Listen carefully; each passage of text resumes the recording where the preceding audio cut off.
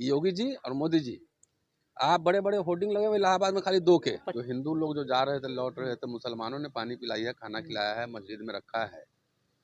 तो हिंदू मुसलमान का जो नैरेटिव ये बनाते थे, अब तो पता लग गया ना। योगी जी तो बड़े साधु हैं, मीडिया को भी नहीं जाने दे रहे हैं सर। ना अंदर मोर्चरी में घुसने नहीं दे रहा है। वो हजारों में लोग मरे होंगे, आंकड़ा तीसी का दे रहे हैं।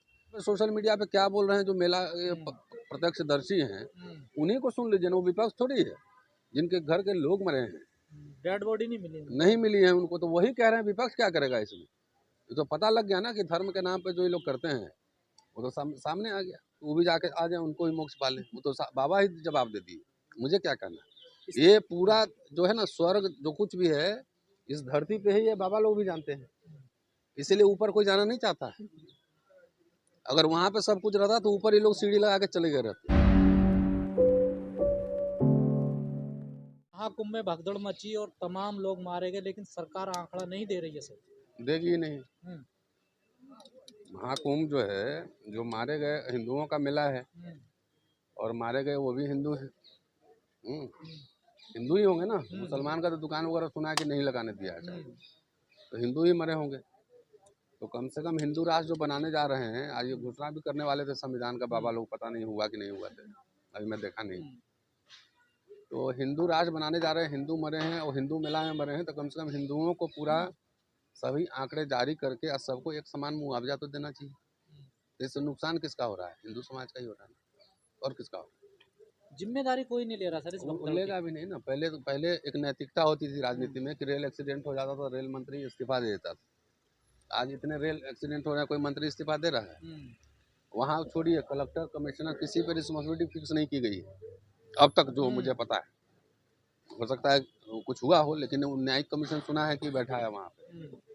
तो देखते हैं कोई किसकी रिस्पॉन्सिबिलिटी फिक्स होती है। दूसरी बात है कि जो जानकारी आ रही है सोशल मीडिया से, लोगों से बात हुई, जो हिंदू लोग जो जा रहे थे लौट रहे थे, मुसलमानों ने पानी पिलाई है, खाना खिलाया है, मस्जिद में रखा है।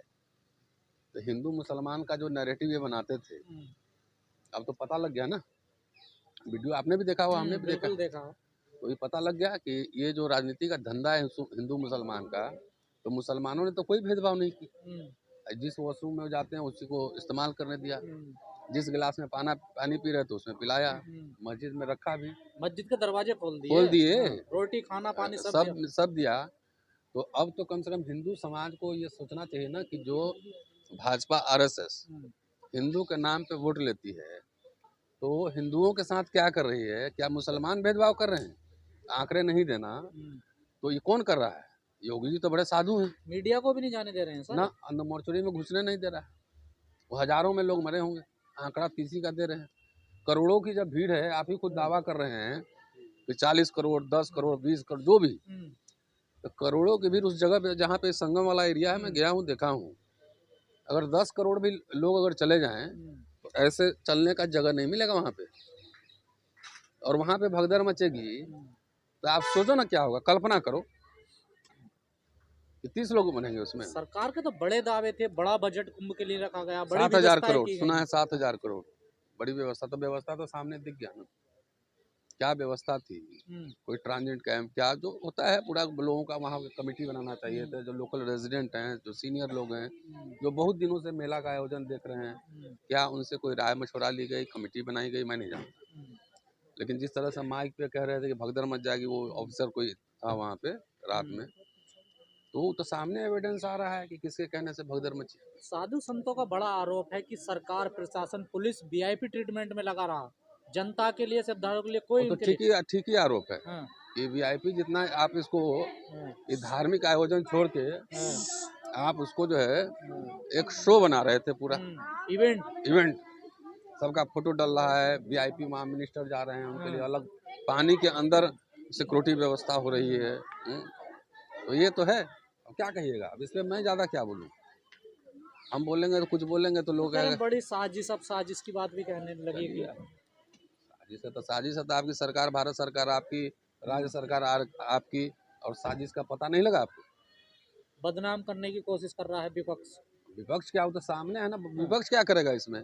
वो लोग ही वहाँ पे सोशल मीडिया पे क्या बोल रहे हैं जो मेला प्रत्यक्षदर्शी हैं, उन्हीं को सुन लीजिए ना। वो विपक्ष थोड़ी है, जिनके घर के लोग मरे हैं, डेड बॉडी नहीं मिली उनको। नहीं मिली है उनको, तो वही कह रहे हैं विपक्ष क्या करेगा इसमें। ये तो पता लग गया ना कि धर्म के नाम पे जो ये लोग करते हैं वो तो सामने आ गया सवाल। खालिस्तानी इसमें जो एंगल आ रहा है, चलिए छोड़िए वो सब, उसमें क्या करना है, वो तो सरकार का काम है, पता करें ना। ये जो धीरेन्द्र शास्त्री जी कह रहे हैं ये मृत्यु नहीं, मोक्ष मिल गया है। तो उसका जवाब तो वो स्वामी क्या नाम है, अभिमुक्तेश्वरानंद जवाब दे दिया ना कि वो भी जाके आ जाए, उनको भी मोक्ष पाले। वो तो बाबा ही जवाब दे दिए, मुझे क्या कहना। ये पूरा जो है ना स्वर्ग जो कुछ भी है इस धरती पे ही है, बाबा लोग भी जानते हैं, इसीलिए ऊपर कोई जाना नहीं चाहता है। अगर वहां पे सब कुछ रहता तो ऊपर ही लोग सीढ़ी लगा के चले गए रहते, ऊपर नहीं है, तो इसीलिए तो जवाब तो बाबा ही नहीं दे दिया। जो शास्त्री है, क्या धीरेन्द्र शास्त्री नाम है ना, उसको वो भी जाके परलोक चले जाए सीधा। कह रहे मेरे बयान को तोड़ मरोड़ के चला, अब सफाई दे रहे हैं। अब सफाई और क्या करेंगे, बाबा ने ही जवाब दे दिया शंकराचार्य ने, अब मुझे क्या जवाब देना है। लोगों ने तो खुद ही आए थे, कह रहे हैं कि वो तो इतनी भीड़ पैदा की थी, तो सरकार की क्या गलती है। तो सरकार ने पूरा इतना पब्लिसिटी किया था, नहीं किया था, जिम्मेदारी नहीं लेगा। सरकार ने पब्लिसिटी किया था कि नहीं, महाकुंभ पूरा लग रहा था कि शो चल रहा है पूरा। जो नहीं जाएगा देशद्रोही है, देशद्रोही है, जो नहीं जाएगा वो हिंदू नहीं है, देशद्रोही। तो आप ही तो नैरेटिव बना रहे थे ना, तो हिंदू लोग वहां पहुंच गए। अच्छा हिंदू कोई एक थोड़ी भाई, उसमें शैव भी हैं, वैष्णव भी हैं, कालामुख भी है, घोड़ी भी हैं, तमाम तरह के पंथ है उसमें। वहां भी आप देखते हैं कई अखाड़े हैं। तो हिंदू लोग तो गए थे, तो हिंदू के साथ इंसाफ कीजिए, मेरा ये कहना है। योगी जी और मोदी जी, आप बड़े बड़े होर्डिंग लगे हुए इलाहाबाद में खाली 2 के 25 लाख रुपए दे तो रहे हैं, 30 लोगों को, 30 लोग, आंकड़ा तो दीजिए। क्या इसमें राजनीति भी की गई चुनाव को लेकर के महाकुंभ से? अब मैं क्या कह सकता हूँ, मैं तो आम आदमी हूँ, नेता लोग बताएंगे, सरकार वहाँ बताएगी कि क्या ये जो मार्केटिंग कर रहे थे पूरा महाकुंभ का, कहीं आपके जहन में हिंदू पोलराइजेशन तो नहीं था, तो हिंदू उसका इफेक्ट क्या हो गया वो देख लीजिए। हिंदू लोग ही खिलाफ उनके बोल रहे हैं। सर मंच पर आप भी थे, अभी 2 दिन पहले राहुल गांधी जी ने कहा कि 90 के दशक के बाद से ओबीसी दलित पिछड़ों के साथ कांग्रेस ने। ठीक तो कहा ना, ईमानदारी से कहा, कोई झूठ थोड़े बोला। उन्होंने जो कहा कि 90 से SC ST OBC माइनॉरिटीज पे कांग्रेस ने ध्यान नहीं दिया, हमारे से गलती हुई है। तो एक ये तो बड़ी बात है ना कि बड़ा नेता, देश का बड़ा नेता अपनी गलतियों को स्वीकार करे। और ये भी कहा कि कांग्रेस का हम ऑपरेशन करेंगे, आंतरिक क्रांति, फिदल कास्ट्रो की कहानी भी सुनाई। तो ये तो बड़ी बात है ना कि अपनी गलती को स्वीकार कर। आज कोई नेता है अपनी गलती को स्वीकार करेगा। बहुत लोग हुक्मरान बनने चले गए थे, 0 पर अटक गए, बोलेंगे कि हम मेरी गलती की वजह से 0 हुआ। तो जो राहुल गांधी मंच पे कहते हैं, क्या ये लागू भी करते हैं अंदर पार्टी में? मैं क्या कहूँ, लेकिन ऐसा लग रहा है कि 1-2 महीने में कुछ होगा। उन्होंने कहा जिसको भागना है दरवाजा खोल दिया, भाग जाओ, बोला ना, उसी प्रोग्राम में बोला ना, वो भाग जाएगा, कुछ इधर चला जाएगा, जो बचेगा वही हमारा टीम होगा। तो वो तो कह ही रहे हैं कि हम पूरा रिप्रेजेंटेशन। वो ये भी कह रहे हैं जब तक दलित पिछड़ा ओबीसी नहीं आएगा कांग्रेस में, कांग्रेस पुरानी स्थिति नहीं जाएगी ना। कैसे आएगी जब तक आप दलित लीडरशिप नहीं आएगा। भाई बाबू जगजीवन राम कांग्रेस के स्टालवर्ट नेता थे, तो वो जब थे तो पूरा देश का दलित समाज कांग्रेस के साथ खड़ा था ना, और दलितों को अधिकार भी उसी समय मिले। पूरे दलित समाज में मैसेज है कि आप बीएसपी का विरोध करते हैं। हम विरोध किसी का नहीं करते हैं, समीक्षा करते हैं, समीक्षा करते हैं कि पूरे देश के दलितों को नीतिगत तौर पे आप बताइए इस आंदोलन से क्या लाभ मिला।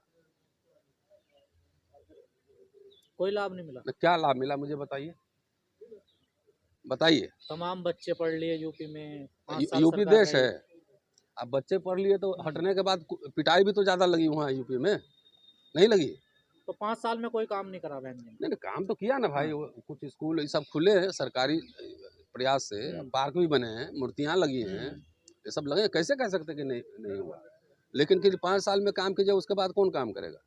वोट लेते हैं आप, CM PM आपको बनना है, चंदा लेते हैं आप, तो आपको तो लगातार राजनीति करनी पड़ेगी ना, राजनीति तो करनी पड़ेगी, लोगों के बीच जाना पड़ेगा। पर सर आप समीक्षा करते हैं तो क्या वजह है जो पार्टी आज इस तरीके से बिल्कुल निचले स्तर पर आ गई?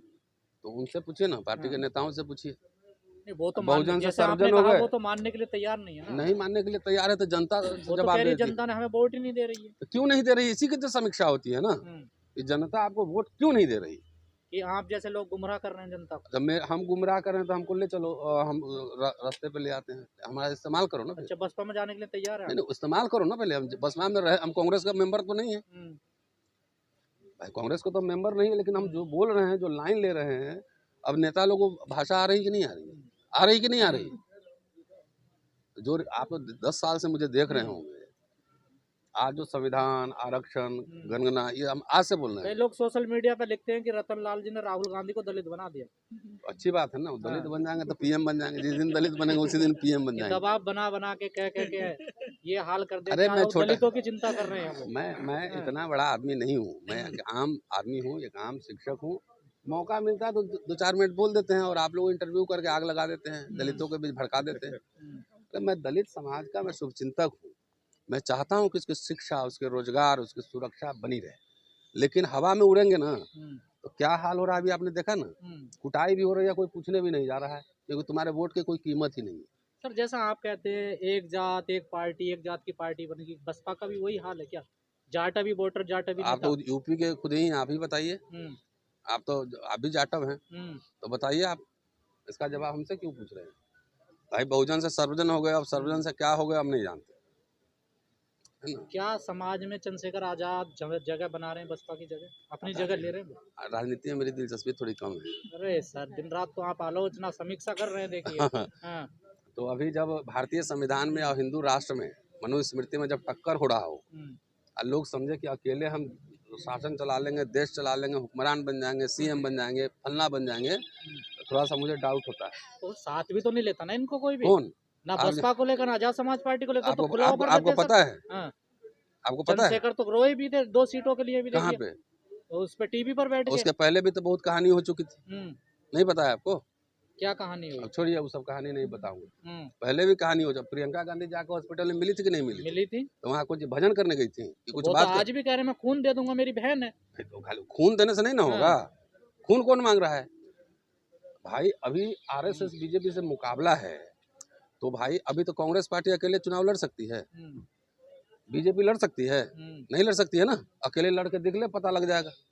कहाँ लड़ने हो तो 26-26 सर। हाँ नहीं लड़ रही है ना, देश के राजनीति की बात कर रहा हूं मैं, लोकल पॉलिटिक्स की बात नहीं कर रहा। जब बड़ी बड़ी पार्टियां जिसके पीछे कॉर्पोरेट हो, जिसके पीछे पूरा मीडिया, वो भी अकेले लड़ने की हिम्मत नहीं कर रही है, तो आप कैसे समझ रहे हैं कि आप अकेले लड़ लेंगे? तो फिर इनकी समझ में क्यों नहीं आ रही दलित नेताओं की, बहुजन नेता? पता नहीं क्यों नहीं आ रही, उन्हीं से पूछिए। नहीं आपके तो साथी हैं वो, साथी दोस्त हैं, उनसे पूछिए। हमें जो कहना था मैंने कह बातचीत दिया। तो होती होगी ना? नहीं, अब वो एमपी बन चुके नहीं, हैं। ऐसा मैसेज आ रहा है कि अब आजाद समाज पार्टी बसपा की जगह लेने लगी है। देखिए समाज में कहीं ना कहीं ये बात जाने लगी है। तो उससे क्या हो जाएगा? अगर जगह ले ही लेगी तो क्या हो जाएगा? बसपा खत्म हो जाएगी, है ना? वो खत्म होगी तो फिर क्या होगा? एक नया अस्पा हो जाएगा, यही ना होगा, और क्या होगा? आप बहुजन चिंतक हैं तो बहुजन, अरे हम दलित आदमी हैं, हम दलित चिंतक हैं तो दलितों को क्या मैसेज है आपका? क्या मैसेज है? अपने हितों की रक्षा खुद करो, अपने सामान की रक्षा यात्री स्वयं करे। कैसे करे सर? वो तो रोटी की लड़ाई लड़ रहा है, 2 टाइम का खाना मिल जाए उसको, कैसे? नहीं, अभी नशा चढ़ा हुआ था ना, 40 साल में नशा चढ़ा हुआ था, देश का हुक्मरान बन जाएंगे हम, पीएम बनेंगे, सीएम बनेंगे, ब्राह्मण को विदेश भेज देंगे, हम आरक्षण देने वाला बनेंगे, हम ये करेंगे, हम वो करेंगे, तो नशा अब उतरेगा धीरे धीरे।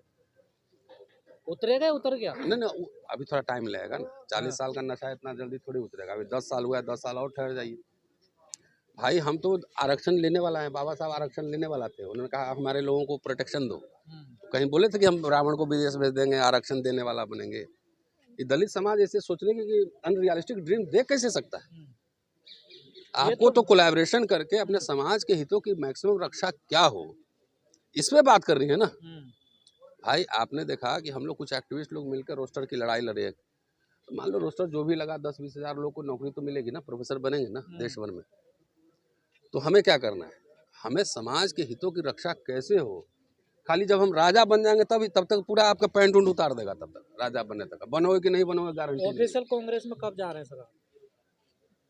देखो, तो आप जाके कांग्रेस वालों से पूछो।